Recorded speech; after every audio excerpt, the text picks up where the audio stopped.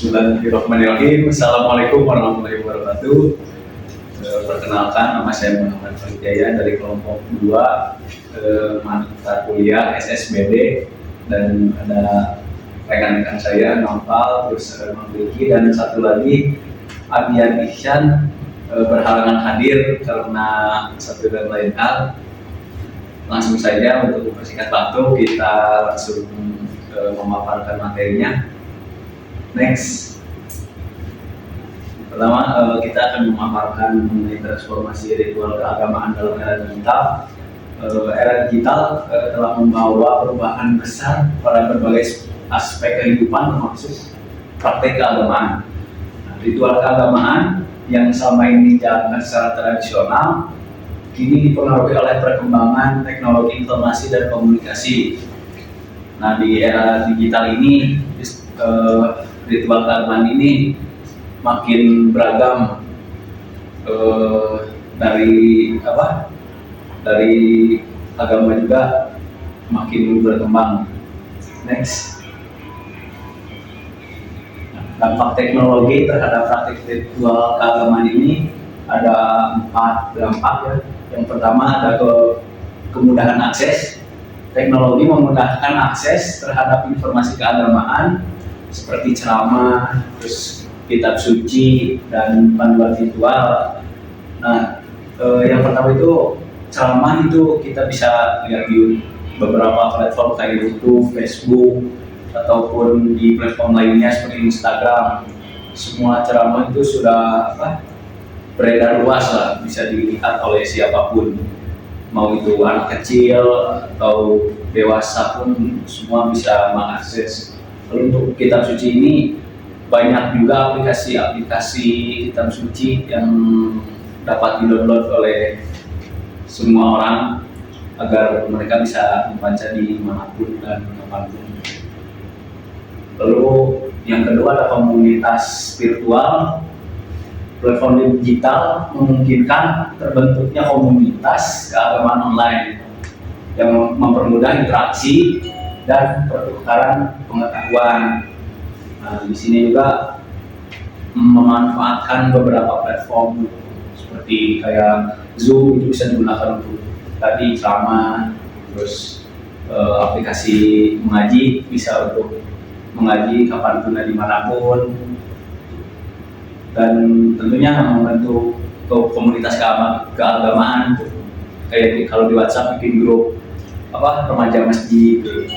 Lalu yang ketiga ada perubahan ritual keagamaan dapat dimodifikasi dan dilakukan secara virtual seperti sholat online atau ziarah virtual gitu.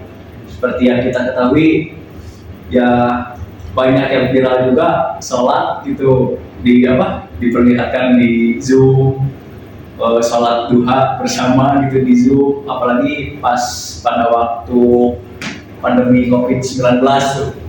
Nah, itu semuanya berpindah ke lewat Zoom, sholat mengaji semuanya lewat Zoom.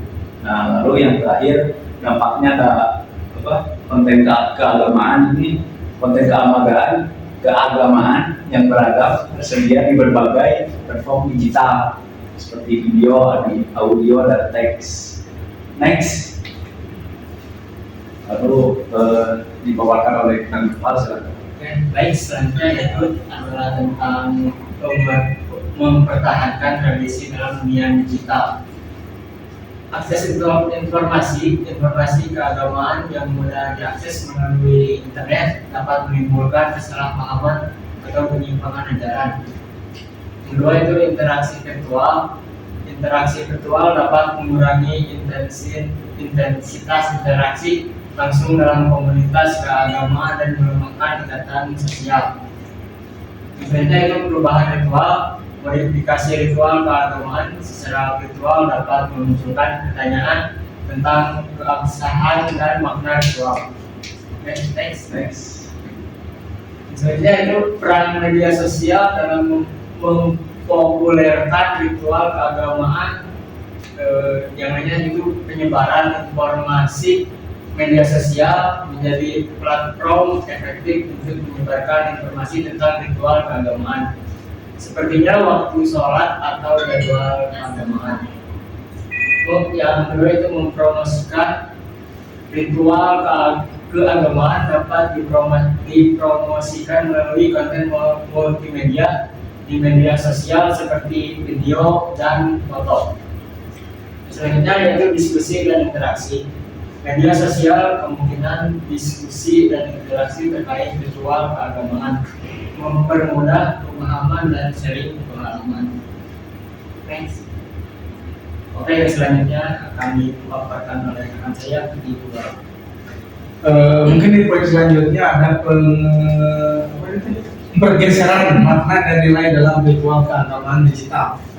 Di poin yang pertama ada aksesibilitas atau aktual keagamaan menjadi lebih mudah diakses oleh siapa saja dan di mana saja melalui teknologi digital. Seperti yang tadi dijelaskan oleh Kang Oli, dengan adanya teknologi ini kita mudah mengakses gitu ya, berbagai macam konten keagamaan siapa saja dimanapun tempatnya, asalkan si gadget yang kita memenuhi gitu ya untuk mengakses si teknologi keagamaan ini. Terus di poin yang kedua ada personalisasi.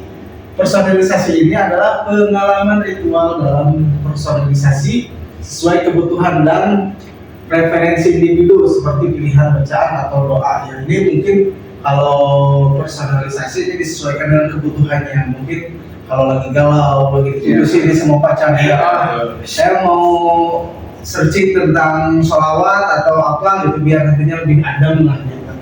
Terus yang poin yang ketiga ada virtualisasi.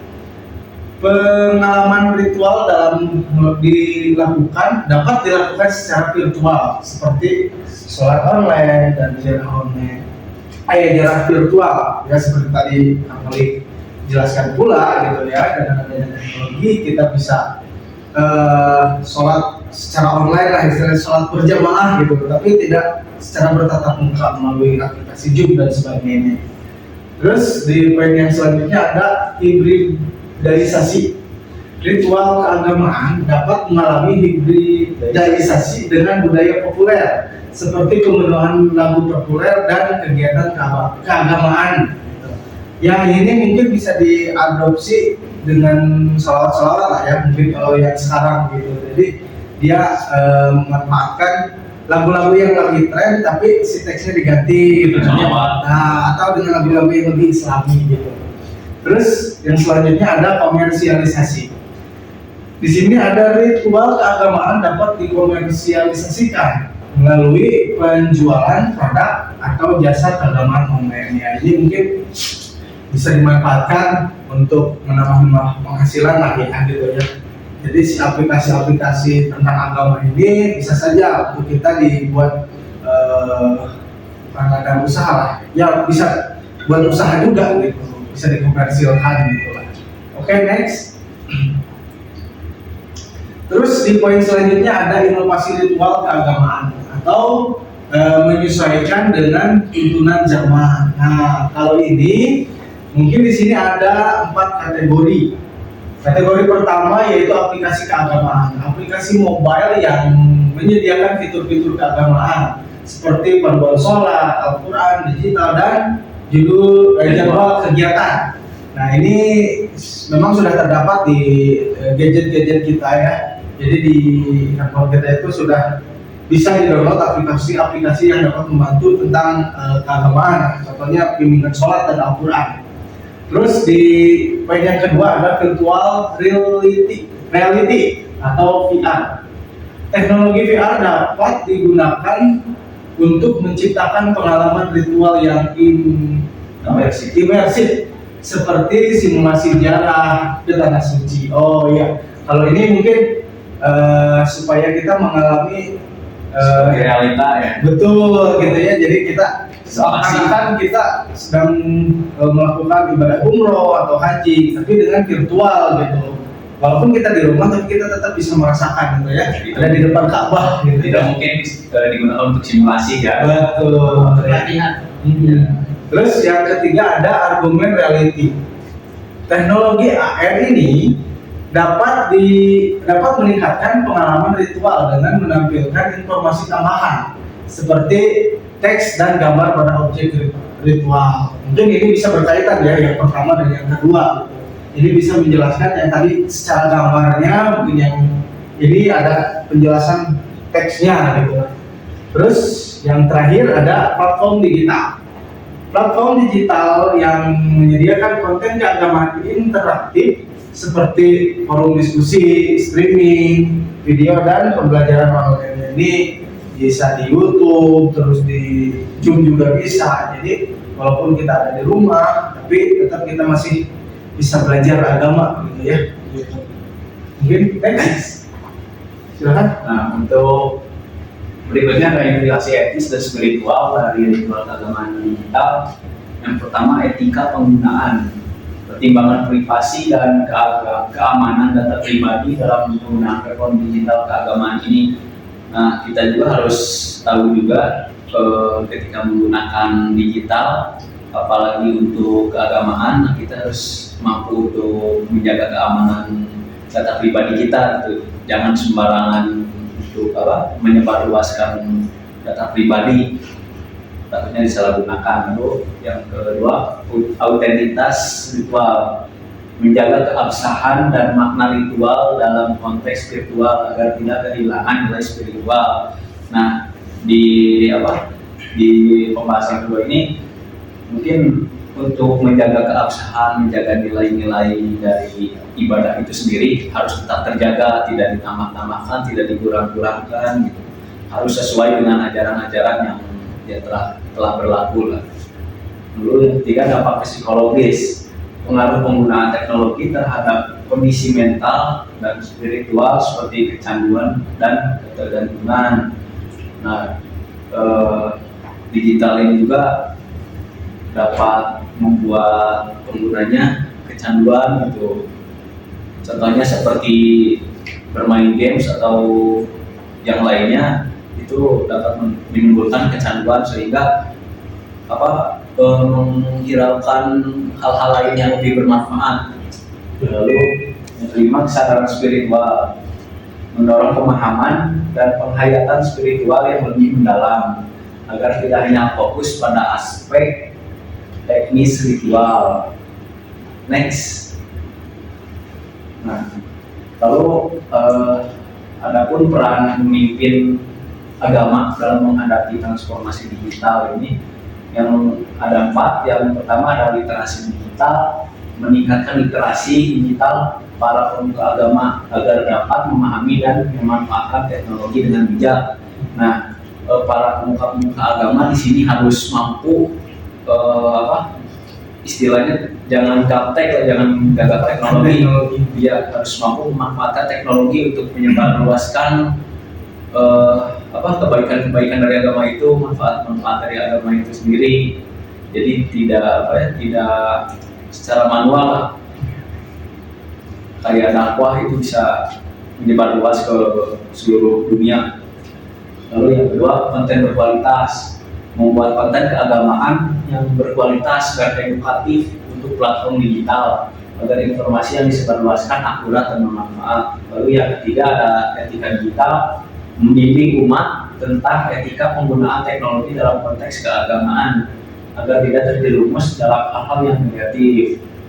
Nah, etika digital ini juga perlu diterapkan oleh pemuka agama ataupun oleh umat-umatnya agar yaitu tadi harus menjaga nilai-nilai spiritualitas yang sebenarnya tidak ditambah-tambahkan, tidak dikurang-kurangkan. Lalu yang terakhir ada keterlibatan umat ini, memfasilitasi keterlibatan umat dalam kegiatan keagamaan digital agar dapat merasakan manfaat dan kemudahan teknologi. Lalu next. Nah, Bapak mungkin. Oke, baik. Intinya yaitu tentang menjaga autentisitas dan kesakralan ritual keagamaan. Di sini ada 3 ya. Yang pertama yaitu pemahaman ajaran, mengupayakan pemahaman yang mendalam tentang ajaran agama agar tidak terpengaruh oleh penafsiran yang salah. Itu yang keduanya tentang tradisi dan nilai, menjaga tradisi dan nilai-nilai luhur dalam ritual keagamaan agar tidak tergerus oleh modernitas. Yang ketiga yaitu tentang kesenian dan simbol. Melestarikan kesenian dan simbol-simbol ritual keagamaan agar tetap memiliki makna dan nilai spiritual. Next.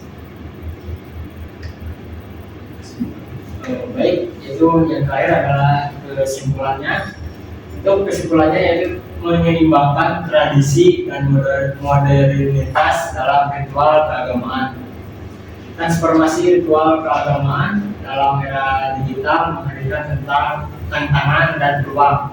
Penting untuk menjaga keseimbangan antara tradisi modernitas agar ritual keagamaan tetap relevan dan bermakna bagi generasi mendatang.